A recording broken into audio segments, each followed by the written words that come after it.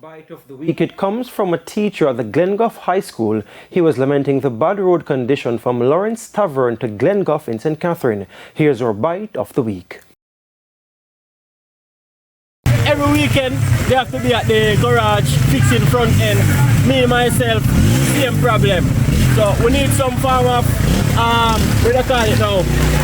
Some form of urgency here, especially from Lawrence Tavern to the Cassava River Bridge. That such a road is very deplorable. So we need some assistance urgently, because the taximan them now stop strike. Tomorrow again them gonna strike. Me as a teacher sometimes I don't even want to go to work sometimes because the road is so treacherous, right?